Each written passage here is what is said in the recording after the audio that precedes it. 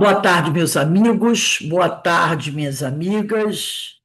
Aqui estamos na Sociedade de Estudos Espíritas Francisco de Assis, hoje é 8 de agosto de 2025. Nesse horário, nós estudamos essa obra, O Livro dos Médiuns, essa publicação de Allan Kardec, né? Nós estamos estudando a parte segunda, capítulo 8 do Laboratório do Mundo Invisível, o item 128, mas é a sétima pergunta, tá? Item 128, mas nós vamos para a sétima pergunta. Então, antes de nós iniciarmos aqui, vamos agradecer a Deus, agradecer a Jesus, porque sempre agradecemos ao Pai, né? A oportunidade que Ele nos concede de estarmos aqui mais uma vez, estudando, buscando crescer, né? Para que a gente possa realmente fazer a diferença, né? Para que a gente possa realmente se prevenir, se prevenir de toda e qualquer problema, porque os problemas são muitos, né? Infelizmente, nós sabemos que, como nós vimos nos estudos, né, muitas vezes nós deixamos que as coisas aconteçam, mas a gente tem que estar sempre atento e graças a esses estudos, a gente vai se prevenindo cada vez mais. Isso é uma oportunidade que Deus nos dá. Então, é só agradecer a Deus mesmo. Então, vamos começar aqui o nosso estudo. Como eu disse, questão item 128, sétima pergunta. Aquilo é quando Kardec está falando, conversando com os amigos espirituais, né, sobre a caixa de Rabeia, como é que ela foi feita, como é que ela não foi feita. Aí na pergunta número 7, Kardec diz assim: e quem está respondendo é o espírito de São Luís, tá? É o espírito de São Luís que está respondendo as perguntas de Kardec, não são as nossas, né? É as perguntas de Kardec. Então, São Luís, Kardec pergunta assim: a caixa de rapé se tornou tão visível para a senhora de que se trata que lhe produziu a ilusão de uma tabaqueira material. Teria o espírito podido torná-la tangível para a mesma senhora? Teria. Oitava. Tê-la-ia a senhora podido tomar nas mãos, crente de estar segurando uma caixa de rapé verdadeira? Sim. Se abrisse, teria achado nela até Kardec, né? Ele é detalhista, ele vai botar tudo para outra. Até ele comentar essa fera. Aí ele diz: tê-la aí a senhora podido tomar nas mãos crente de estar segurando uma caixa de rapé? Sim. Se abrisse, teria achado nela rapé? E se aspirasse esse rapé, ele a faria espirrar? Sem dúvida. Décima, pode então o espírito dar a um objeto não só a forma, mas também propriedades especiais? Aí São Luís diz assim: se eu quiser, baseado nesse princípio, foi que respondi afirmativamente às perguntas anteriores. Tereis provas da poderosa ação que os espíritos exercem sobre a matéria. A ação que estás longe de suspeitar, como eu disse há pouco. 11ª. Suponhamos, então, que quisesse fazer o espírito uma substância venenosa. Se uma pessoa ingerisse, ficar envenenada, aí São Luís diz, ele teria podido, mas não faria, por não lhe ser isso permitido. Porque já imaginou se os espíritos tivessem a perda que poder fazer, já viu que eles podem. Agora, já se vê se os espíritos pudessem fazer veneno e aplicar e oferecer para a gente, desgraça total, né, gente? Desgraça total. Deus não ia permitir, porque isso, para eles angariariam mais E, comprometimento. quer dizer, você bota um copo d'água em cima da mesa, aí um espírito vem, fabrica um veneno, coloca dentro da água, e você, ó, bebe, morre envenenado. Entendeu? Teria podido, mas não faria, por não lhe ser isso permitido. 12. Poderão fazer uma substância salutar, aí boa, e própria para curar uma enfermidade, e já se terá apresentado algum caso desse? Já, muitas vezes. Muitas vezes. Então, quando você vai fazer um estudo, eu sempre gosto e recomendo qualquer estudo que você vai fazer. Culto no lar, estudo em casa. Normalmente, assim, você vai começar a fazer um estudo, faz uma prece, chama os amigos espirituais, né? Qualquer estudo que você faça dentro de casa, qualquer leitura boa, você estava ali, bota um copinho d'água do teu lado. Eu aprendi isso. Eu aprendi isso. Lembrei de Entendeu? Gonçalves. É, Jesus Gonçalves, né? Eu aprendi isso. Qualquer estudo que eu vou fazer, na minha casa eu vou dar uma copinha d'água aqui. Pelo sim, pelo não. Como os espíritos sabem que eu sou toda esculhambada, eles, ó, mede aí. Essa mulher. Eu só faço estudo bebendo água. Só faço estudo bebendo água. Tem cada espírito que eu ia fazer palestra lá da Jane, lá no Centro Espírita Fé, Amor e Caridade. Quando eu chegava, na casa, ela já avisava o pessoal que era direção de mesa, traz uma garrafa d'água, bota aqui que a Rose só dá palestra bebendo água. E eu só faço isso, porque aí, ó, os amigos espirituais, ó, vão botando aí. E se não colocarem as vibrações boas do ambiente, cai da água também. E eu aproveito tudo. Do jeito que eu sou necessitada, meu filho, eu tenho que aproveitar todas as oportunidades. Então, eu sempre recomendo isso, gente. Vai fazer radiação, assistir palestra, fazer estudo, bota. Depois daquela garrafinha com água, você deixa em cima da mesa, não põe na geladeira, não. E vai bebendo água normalmente durante o dia. É um santo remédio. Então, diz aqui, já muitas vezes. Aí a 13. Então, ele poderia também fazer uma substância alimentar. Opa, pode, mas não faz. Não, não tem autorização, né? A Cris está dizendo, corri e peguei a minha garrafinha de água. Isso aí, a Cris, temos que ser espertas. Os mais endividados têm que ser os mais espertos. Aí ele diz assim: posso fazer um remédio bom? Pode. Agora ele já quer saber se pode fazer comida.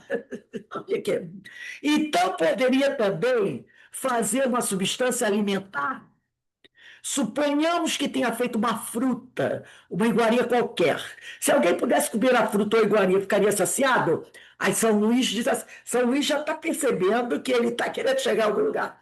Aí São Luís diz assim, ficaria assim, olha só, mas não procures tanto para achar o que é tão fácil compreender. É aquela coisa, São Luís já percebeu que ele está querendo entender uma coisa e São Luís está dizendo para ele, meu filho, eu já expliquei de forma tão fácil isso. O que São Luís diz? Mas não procures tanto, é porque ele está fazendo essas várias perguntas, para achar o que é tão fácil de compreender. Um raio de sol basta para tornar perceptíveis aos vossos órgãos grosseiros essas partículas materiais que enchem o espaço onde viveis. Não sabes que o ar contém vapores d'água? Condensa-os, quer dizer, resfria, e os farás voltar ao estado normal, que é o líquido, né? Vão de calor. E eis que essas moléculas impalpáveis e invisíveis se tornarão um corpo sólido, e bem sólido, e assim muitas outras substâncias de que os químicos tirarão maravilhas, ainda mais espantosas. Simplesmente, o espírito dispõe de instrumentos mais perfeitos do que os vossos. A vontade e a permissão de Deus. A vontade e a permissão de Deus. Ah, eu quero fazer um veneno. Pode fazer. Mas tem permissão de Deus para usar? Não. Então, diz aqui. Simplesmente o Espírito dispõe de instrumentos mais perfeitos que os vossos. Que eu, se, quando eu quero fazer alguma coisa aqui, eu tenho que ir lá para a oficina, pegar a ferramenta para fazer. E Deus não. Deus dispõe de instrumentos mais perfeitos que os nossos. Um deles é a vontade, o outro é a permissão de Deus. Aí tem uma notinha de Kardec aqui, né? Lê para a gente a notinha de Kardec. É. Nota: a questão da saciedade é aqui muito importante. Como podemos produzir a saciedade? Uma substância cuja existência e propriedades são meramente temporárias e, de certo modo, convencionais. O que se dá é que essa substância, pelo seu contato com o estômago, produz a sensação da saciedade, mas não a saciedade que resulta da plenitude. Desde que uma substância dessa natureza pode atuar sobre a economia e modificar um estado mórbido, também pode, perfeitamente, atuar sobre o estômago e produzir a impressão da saciedade. Rogamos, todavia, aos senhores farmacêuticos e inventores de reconstituintes que não se encham de zelos, nem creem que os espíritos lhes venham a fazer concorrência. Esses casos são raros, excepcionais, e nunca dependem da vontade. De outro modo, toda a gente se alimentaria e curaria a preços baratíssimos. Agora, é, eu vou conversar aqui com vocês. Ele está falando, né, sobre essa substância alimentar. O Haroldo Dutra Dias falou sobre isso, né? Moisés foi um dos maiores médiuns que já existiu. Além, ele tinha várias mediunidades. Uma dessas era de efeitos físicos. Outro grande médium do tempo de Moisés foi seu irmão Arão, que era o irmão mais velho de Moisés. Inclusive, ele é chamado de o profeta de Moisés, que quando Deus, o Espírito, né, o orientador queria falar com Moisés, falava através de Arão, que foi um grande médium. Então, eu trouxe aqui da Bíblia sobre Moisés. Quem quiser anotar aí em casa, dar uma olhadinha, Êxodo, que é o segundo livro da Bíblia, Êxodo, capítulo 7, versículos de 1 a 11, tá? Porque Moisés era um médium que possuía vários tipos de mediunidade. E uma delas, como eu falei, de efeitos físicos. Então, Êxodo capítulo 7, de 1 a 11. Diz assim, Êxodo capítulo 7, versículo 1, de 1 até 21. O Senhor disse a Moisés, vê, eu vou fazer de ti um Deus para o faraó, um Deus com letra minúscula. E teu irmão Arão será teu profeta. Então Arão era um grande médium. Dirás tudo o que eu te mandar, e teu irmão Arão falará ao rei, para que ele deixe sair de sua terra os israelitas. Mas eu endurecerei o coração do faraó, e multiplicarei meus sinais e meus prodígios no Egito. Ele não vos ouvirá. Então estenderei minha mão sobre o Egito, e farei sair dele os meus exércitos, meu povo, os israelitas, com uma grandiosa manifestação de justiça. Os egípcios saberão que eu sou o Senhor, quando eu estender a mão sobre o Egito e fizer sair dele os israelitas.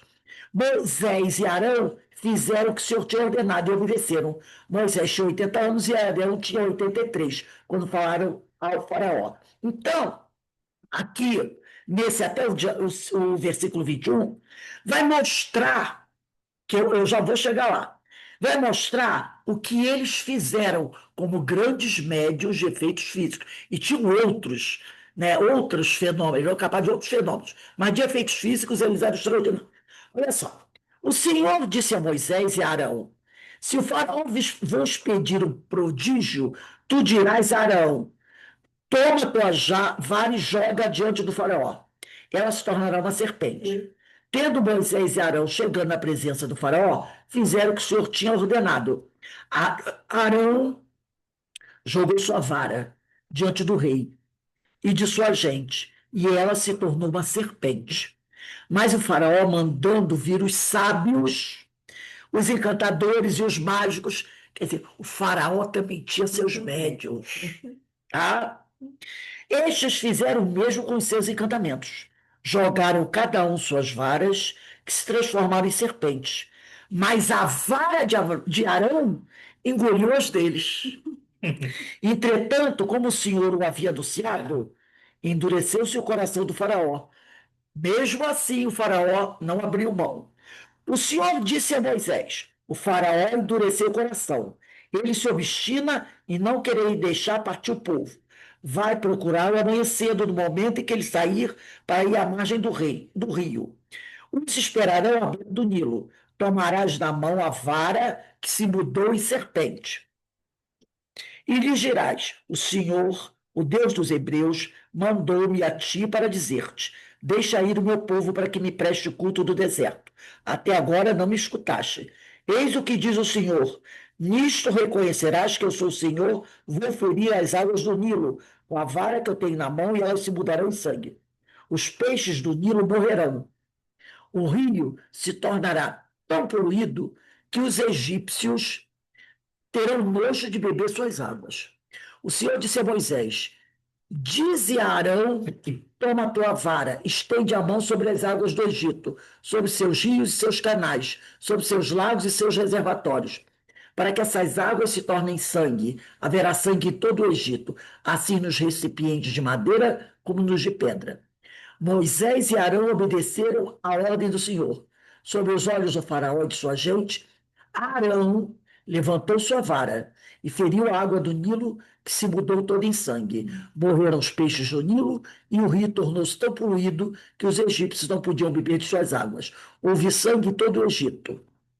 Então, aqui é para a gente ver que os dois irmãos, um tinha 80 anos, outro, nessa época, outro tinha 83, eram grandes médios de efeitos físicos. Grandes médios de efeitos.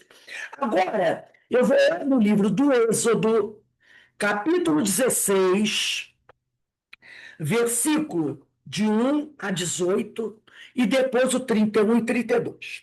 Aqui, a gente vai entender essa questão da saciedade. Porque olha a pergunta 13 do Livro dos Médiuns.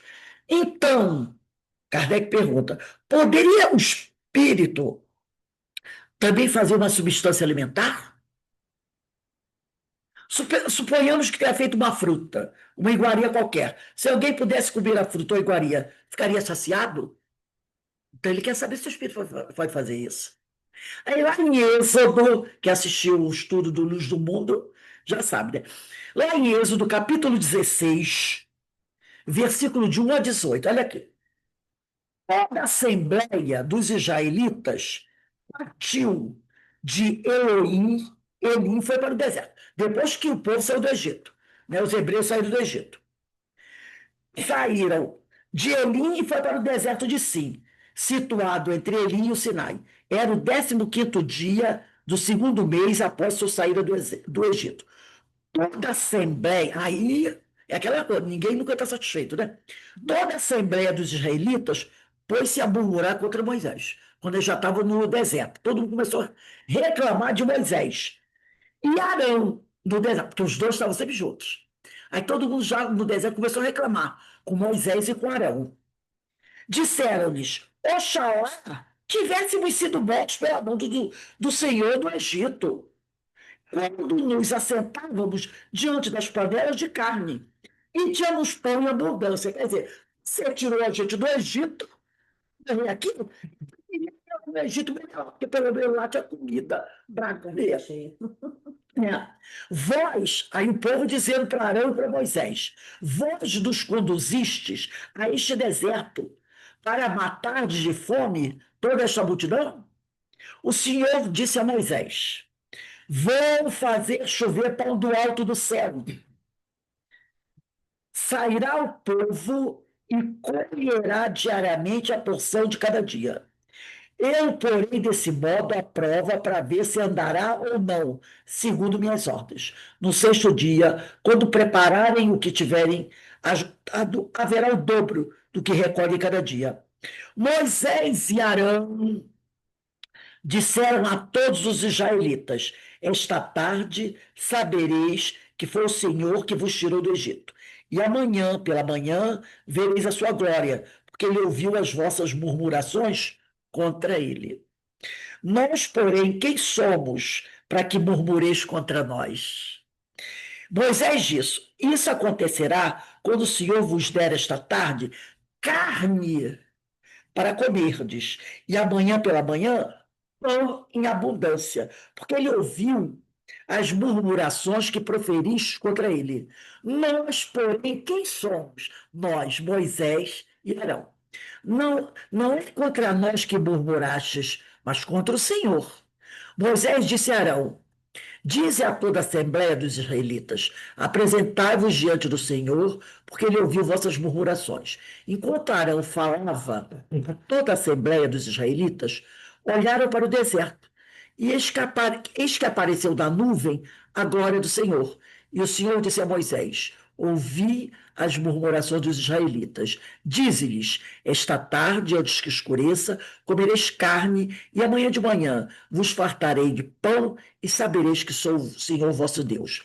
À tarde, com efeito, subiram codornizes do horizonte e cobriram o acampamento. E no dia seguinte, pela manhã, havia uma camada de orvalho em torno de todo o acampamento.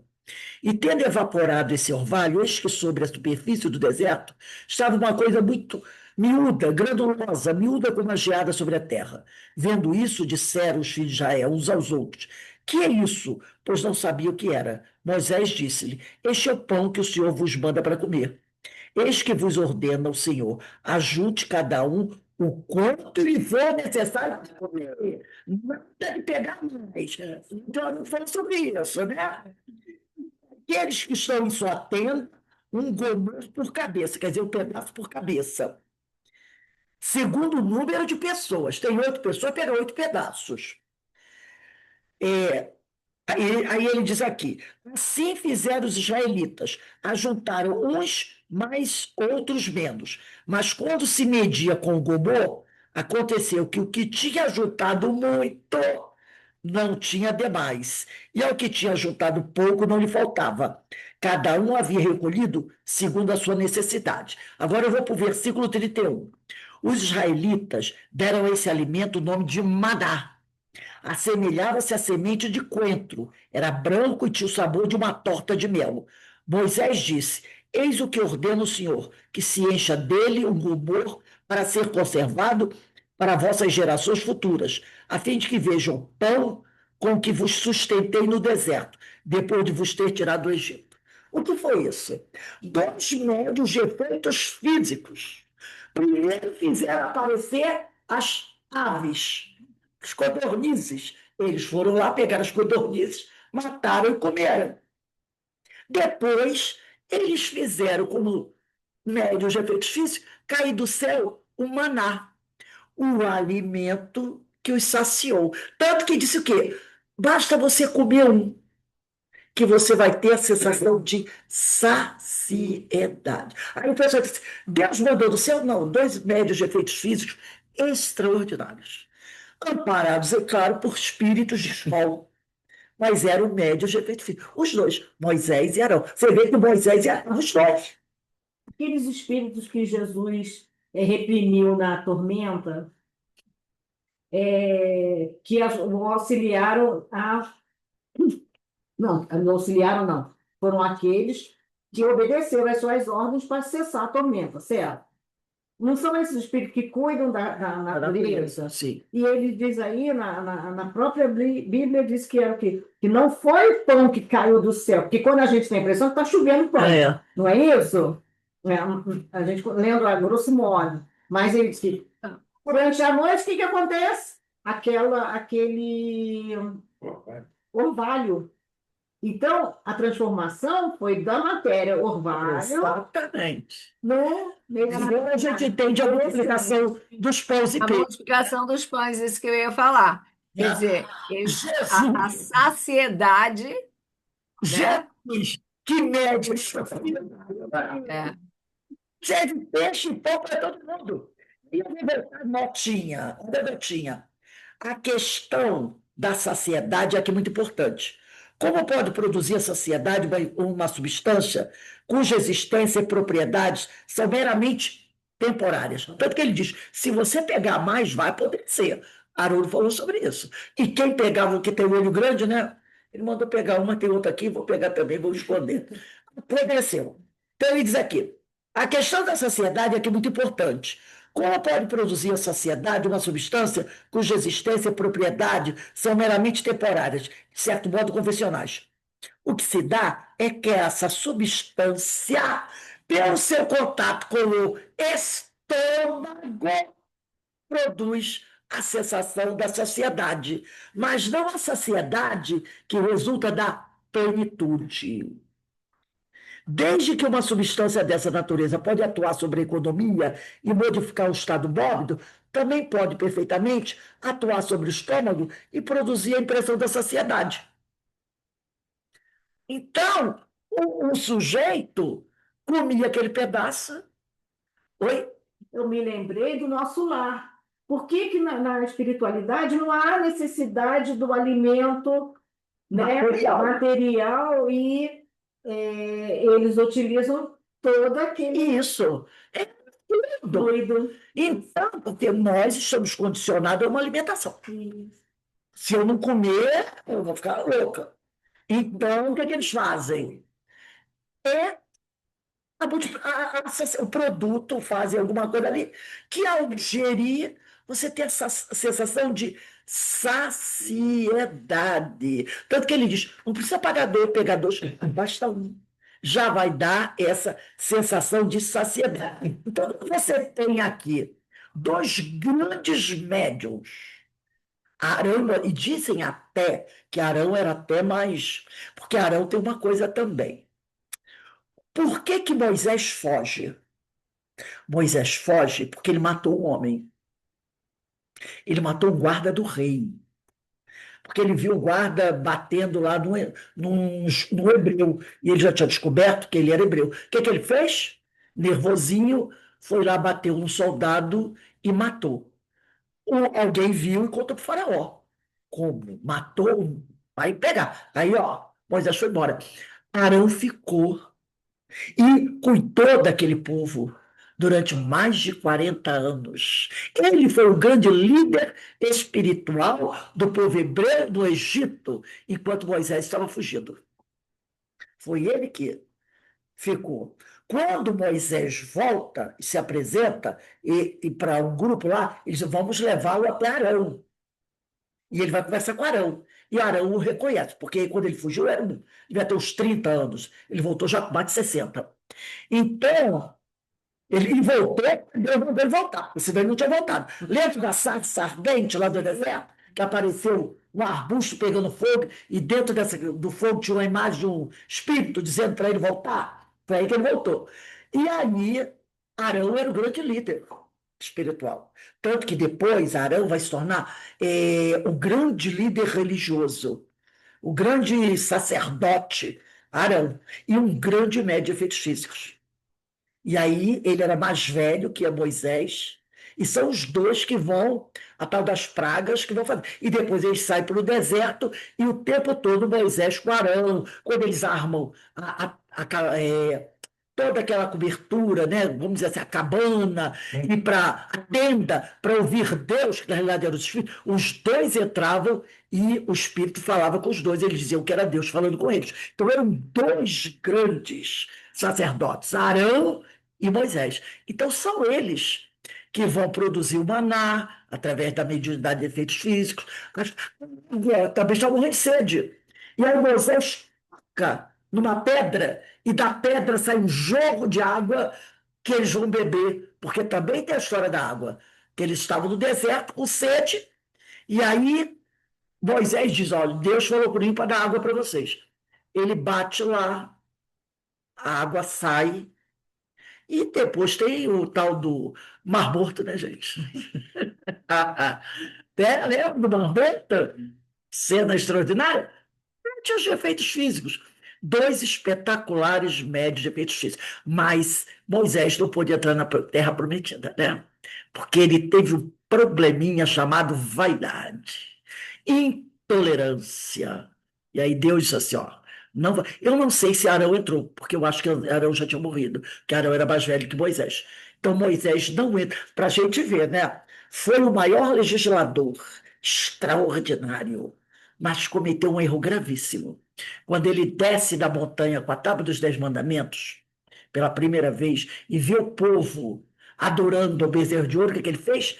Teve um ataque de vaidade, de raiva, de ira, não teve tolerância para entender que o povo ainda estava ainda preso àquelas práticas materiais. O que que ele fez? Quebrou as 10 tábuas. Aí Deus olhou para ele, Deus, o Espírito, né? Olhou para ele e disse assim, só não vai buscar outra, porque elas não são suas. Elas não te pertenciam para você tomar a liberdade de quebrar. Elas são mensagem de Deus. Aí ele sobe e traz outras. Na hora que ele vai entrar na terra prometida, Deus, vai não. Você vai trazer o povo até aqui, mas você não entra na terra prometida. Aí eu lembro de João Batista, né? Ataque de vaidade. João Batista perdeu a cabeça por quê? Porque ele depois que ele conseguiu provar para o rei que ele era um sacerdote de Deus e que Deus existia, e o sacerdote, o rei da Egito disse para ele, o faraó, você agora vai ser o meu líder espiritual? Ele disse, é? Então faz o seguinte, manda cortar a cabeça de todos esses sacerdotes aí, que eles são pagãos, eles não reconhecem o corta a cabeça. Eram para mais de 300 ou 500. Diz que o rio virou coberto de sangue. Né? Aí, eu estava lendo, tadinho do livreto da consciência. Vai ter que responder por isso, né? Então, Elias respondeu por isso. Moisés, apesar de feito tudo aquilo, não chegou, não botou os pés na terra prometida, justamente, né? Então, eu trouxe isso aqui para a gente ver a capacidade de dois grandes médios de efeitos físicos. O que ele fala dentro, ou aqui, já não é uma coisa tão fácil hoje. Você já não encontra hoje esses tipos de médios com tanta facilidade, né, gente? Como a gente encontrava. Agora, imagina Jesus na multiplicação dos pães e dos peixes, né? Aquela multidão de mais de 1.000 pessoas ali, com fome, né? 5.000, né? Aí aparece 3 peixes e 2 pães, vamos dizer assim, e alimentou todo mundo. Diz que quanto mais se botava a mão ali no peixe, no negócio, mais o peixe pulava. Outro dia, há muito tempo atrás, eu li que tinha um. Eu não me lembro se foi o Sai Baba ou se foi um outro, lá da Índia, né? Que era também um grande médio de efeitos físicos. E a gente sabe que a miséria na Índia continua até hoje, né? Então diz que ele era assim. Eu não me bem sei o nome dele, mas era um grande médico. Ele saía com um pratinho na mão, e dentro desse pratinho parece que tinha favos de mel. Então, alguns favos de mel. Então, tinha aquela multidão caída lá pela rua com fome da Índia, né? Homens, mulheres, crianças. Então, ele saía, cada um que ele encontrava, ele tirava um favo de mel da cuia e dava para a pessoa comia. Aí ele ia para outro, com um pratinho desse tamanhozinho, com alguns favos de mel. E ele alimentava inúmeras pessoas. Que isso? Um grande médio de efeitos físicos. Entendeu? Aí a gente vai entender como é que isso aconteceu, né? Então, vamos voltar aqui, e assim a gente vai identificando, né? Ah, agora eu estou entendendo. Agora eu estou entendendo, porque mágica não é. Mágica não é. 14ª pergunta. Os objetos que, pela vontade do espírito, se tornam tangíveis, poderiam permanecer com esse caráter e tornar-se de uso? Isso poderia dar-se, mas não se faz. Está fora das leis. Senão, o outro vai dizer assim, para o espírito, dá para você materializar aí para mim uma Ferrari? Uma barra de Não é ouro. assim? Uma barrinha de ouro, um anel de brilhante, né? Vocês sabem que não, ninguém ia ser capaz de pedir isso para o espírito, né? Não ia, claro que não ia, né? Pede-se coisa pior, pede-se até para tirar a vida de outra pessoa. Vai pedir um anel de brilhante. Claro que ia pedir, né? Então ele poderia dar. Agora, você não pode fazer um veneno, mas não se faz, está fora das leis. Ninguém mais ia trabalhar, né? Era só alugar o espírito.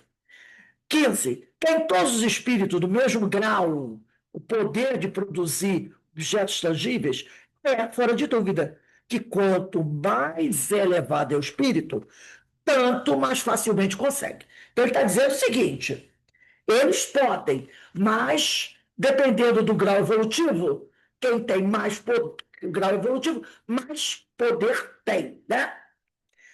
Porém, ainda aqui, tudo depende das circunstâncias. Desse poder também pode dispor os espíritos inferiores. Os inferiores também podem ter esse poder de criar. Mas tudo depende das circunstâncias, da autorização para fazer. O espírito tem sempre o conhecimento exato do momento porque compõe suas vestes, ou os objetos cuja aparência ele faz visível? Não.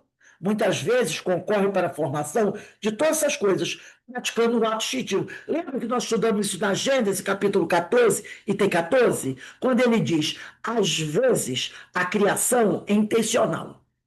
Eu quero fazer a tabaqueira. Outras vezes ele faz sem saber que está fazendo, de forma intencional, né? De forma sem ter a intenção de fazer, né? É o tal do automático, tá? É do auto. Essa semana eu estava lendo um estudo muito interessante sobre esse automatismo, que ele começa ó, na moda da Celeste, e depois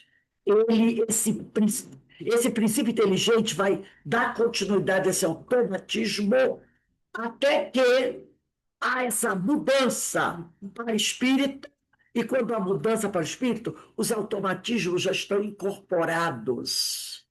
Os automatismos já estão incorporados, porque eles começam na moda da Celeste e dão continuidade no princípio inteligente. Quando há aquela mudança de princípio inteligente para espírito, todos os automatismos já estão incorporados. Então, o sujeito faz sem saber como faz e nem saber que fez. Então, ele diz aqui, o espírito tem sempre conhecimento exato do modo por que compõe suas vestes, os objetos que já aparecem para visível? Não, muitas vezes concorre para a formação de todas essas coisas, praticando um ato instintivo, que ele próprio não compreende, se já não estiver bastante esclarecido para isso. Então, como está na Gênesis, basta o espírito pensar e ele cria. 17. Uma vez que o espírito pode extrair do elemento universal os materiais que lhes são necessários à produção de todas essas coisas e dar-lhes uma realidade temporária com as propriedades que lhes são peculiares, também poderá tirar dali o que for preciso para escrever, possibilidade que nos daria a explicação do fenômeno da escrita direta. Aí São Luís diz, até que final chegaste ao ponto escrito direta. São Luís já tinha percebido. Até que afinal chegaste ao ponto. Aí tem uma notinha, né? Com efeito aí que queríamos chegar com todas as nossas questões preliminares. A resposta prova que o espírito lê o nosso pensamento, né? 18. Pois que a matéria de que se serve o espírito carece de persistência, como é que não desaparecem os traços da escrita direta? Aí ele diz aqui, não faça jogo de palavra. Deu uma bronquinha aqui, né? Não faça jogo de palavra. Primeiramente, não empreguei o termo nunca. Tratava-se de um objeto material, volumoso, ao passo que aqui trata-se de sinais que, por ser útil, conservá-los, estão conservados. Então, o que for criado pelo Espírito e que for útil e necessário fica. Escrita direta. Eugênio de Baltazar, todo mundo sabe, né? De repente, você está trabalhando no seu computador, aparece uma mensagem na tela, importantíssima para você. Se eles considerarem que aquilo é útil e que você precisa ter, vai ficar. Vai ficar. O tempo que for necessário.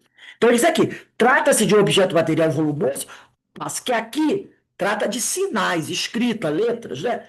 Que por ser útil, conservá-las, são conservados. O que quis dizer foi que os objetos, assim compostos pelos espíritos, não poderiam tornar-se objetos de uso comum. Porque se o espírito manipula o fluido para produzir um copo, esse copo não pode se tornar objeto de uso comum, por não haver neles realmente agregação de matéria, como nos vossos corpos sólidos. Aí agora eu vou para o item 129. Ele diz assim: você pode usar enquanto houver uma necessidade, mas depois aquilo desaparece. Porque aquilo não tem agregação de matéria como as coisas sólidas, materiais daqui. Então você não pode ficar com aquilo eternamente. Vai o momento em que aquilo vai se dissolver. 129. A teoria acima se pode resumir desta maneira. O espírito atua sobre a matéria. Da matéria cósmica universal, que é fluido cósmico universal, tira os elementos de que necessite para formar, a seu bel prazer, objetos que tenham aparência dos diversos corpos existentes na Terra. Aparência, palavrinha-chave para sublinhar. Pode igualmente, pela ação da sua vontade, lembra, vontade e permissão de Deus, pela ação da sua vontade, operar na matéria elementar uma transformação íntima que lhe confira determinadas propriedades. Eu fiz um copo, eu quero um copo, mas eu quero um copo dourado, eu quero um copo com a cara aqui da jasmine, um copo amarelo, eu quero um copo da forma que ele quiser, tá? Esta faculdade é inerente à natureza do espírito, quer dizer, o espírito tem a capacidade de fazer isso, que muitas vezes exerce de modo instintivo. Lembra? Basta o espírito pensar que ele cria, ele já tem esse automatismo que foi conquistado enquanto modo, enquanto princípio inteligente. Isso se incorporou a ele. Ele diz aqui, né, que muitas vezes a exerce de modo instintivo quando necessário, sem disso se aperceber. Os objetos que o espírito forma têm existência temporária, subordinada à sua vontade, ou uma necessidade que ele experimenta. Pode fazê-los e desfazê-los livremente. Em certos casos, esses objetos, os olhos de pessoas vivas podem apresentar todas as aparências da realidade. Isto é, tornarem-se momentaneamente visíveis e até mesmo tangíveis. A formação, porém, não criação. Atento que do nada o espírito nada pode tirar. Então, há uma formação, não uma criação. Porque ele não tem ali as moléculas, os átomos, para formar aquele objeto, para criar aquele objeto. É só uma manipulação de fluido. Lembra daquele espírito que disse que pegou emprestado, mas tirou de outro lugar, Exatamente. e depois ele ia devolver? Porque ele não sabia como fazia, então Ele não sabia como fazia. Então, é aquela coisa. Eu vou trazer semana que vem, eu vou procurar onde eu acho, onde ele fala sobre essa questão do. Eu acho que é o Décio Andoli Júnior. Isso foi no livro dele, eu achei interessante ele falando, porque nós falamos de automatismo semana passada, né? Mas depois eu fui estudar isso, esqueci de incluir aqui. Porque é muito interessante essa ideia do automatismo. Como é que nós conseguimos que o nosso coração bata, que o nosso sangue circule, sem que eu diga, para? Como é que faz isso? O tal do automatismo. Então, eu achei muito interessante, ele dá uma explicação muito interessante. Me lembra disso, de falar da questão do automatismo. Eu li isso, acho que foi hoje. Aí que as coisas vão em casa, mas na hora eu não me lembrei. Agora vamos à última questão aí. 130. A existência de uma matéria elementar única está hoje quase geralmente admitida pela ciência.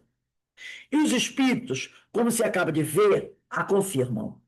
Todos os corpos da natureza nascem dessa matéria, que, pelas transformações, porque passa, também produz as diversas propriedades desses mesmos corpos.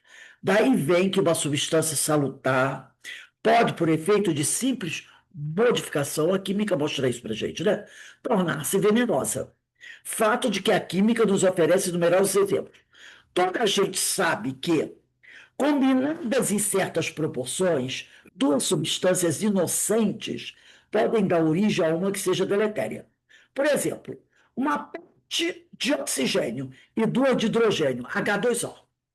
Porque o H2O é assim, é o H com doisinho, que é dois, né, duas moléculas de hidrogênio, e o O, ele tem umzinho escondido lá, invisível, que vai mostrar que é uma molécula de oxigênio, H2O, duas de hidrogênio e uma de oxigênio, né? Formando a água, um composto inofensivo. Agora, se eu juntar aquele oxigênio, que só tem um, mais um átomo de oxigênio, eu vou ter H2O2, água oxigenada. Entendeu? Era H2O, água. Mas se eu botar dois átomos de oxigênio, vai ficar H2O2, água oxigenada, que não é mais água potável, né? Não é mais água potável. Corrosiva tanto tempo. Exatamente. Para limpeza de feridas, né? De feridas não foi até tirado, né? Porque ela é muito corrosiva. Entende aqui?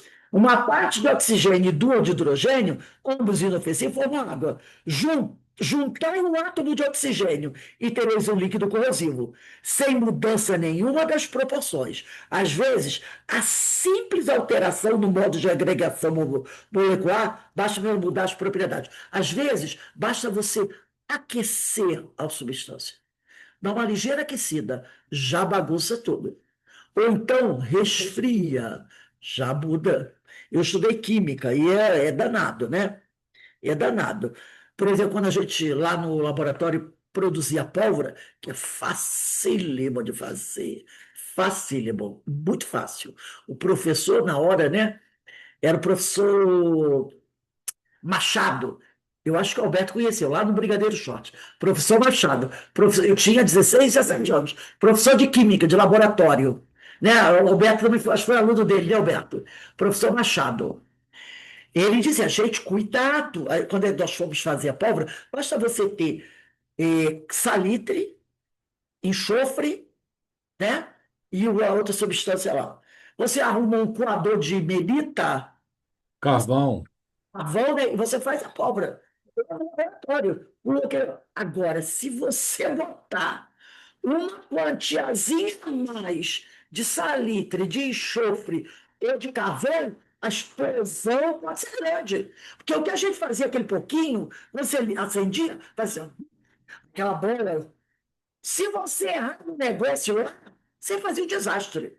Então ele dizia com muito cuidado. A gente está fazendo uma substância aqui, mas se você botar mais, cuidado que isso pode se tornar um ácido. Inclusive, ele dizia que tinha aluno que tinha mania de sentar na bancada dele. Nunca sentem numa bancada de um laboratório. Porque às vezes caiu um pouquinho aqui, você vai sentar, vai se queimar. Então, para a gente ver como a coisa é volátil. Tanto que a gente tinha aquele fogareirozinho, né, que se o nome, você bota ali, o negócio já aqueceu, você esfria, já muda. É a coisa muito sutil, muda muito, né? Então ele diz aqui, sem mudança nenhuma das proporções, às vezes a simples alteração do modo de agregação molecular basta para mudar as propriedades. Assim que um corpo opaco pode tornar-se transparente e vice-versa, pois que ao espírito é possível tão grande ação sobre a matéria elementar. Concebe-se que lhe seja dado não só formar substâncias, mas também modificar-lhes as propriedades, fazendo para isto a sua vontade o efeito de reativo. Se nós podemos, no laboratório, mudar as proporções de uma substância, torná-la mais reativa, menos reativa, imagina os espíritos. Imagina os espíritos, né? Então, eu vou parar por aqui. Não, 131 é muito grande. Não vai dar, não. 131 é muito grande. Então, ó, 131 é a data aí, dia 15/8/25. E esse assunto é muito 131. bom. A gente tem que ir devagarzinho, porque do jeito que a gente está estudando, olha, eu já li, acho que já estudei esse livro dos médiuns umas 5 ou 6 vezes, mas agora, eu acho que por causa dos outros estudos paralelos, né, a gente vai tendo mais capacidade de compreender certas coisas. Porque os outros estudos a gente vai estudando aqui, vai fazer ligações com outros estudos. E isso vai facilitando o nosso aprendizado, né? E a gente vai percebendo como é importante, gente, o estudo desse livro dos médiuns, né? Como é importante. Então a gente precisa realmente, devagarzinho, estudando esse livro dos médiuns. Importante também, ô Rose, só acrescentando, o estudo comum. O estudo Exatamente. normal que a gente pode fazer aqui, um estudo acadêmico. Sim, sim. O da química, a gente exatamente, é importante. Por isso que Kardec disse: espíritas amai-vos, mas espíritas instruí-vos. E quando ele fala instrução é conhecimento geral, né, gente? História, geografia, um pouquinho de física, biologia, química, português, matemática, né? Não é para que a gente se torne gênio nessas áreas, mas a gente tem que ter um conhecimento básico, né? Então, vamos sentar aqui. Beto, vem, vamos fazer a nossa prece de encerramento aqui do nosso estudo. Vamos agradecer, acima de tudo, a Deus, nosso Pai, né? A Jesus, o médico das almas, a Francisco de Assis, aos espíritos amigos, por essa oportunidade fantástica que o Senhor nos possibilita de nós ampliarmos os nossos conhecimentos, né?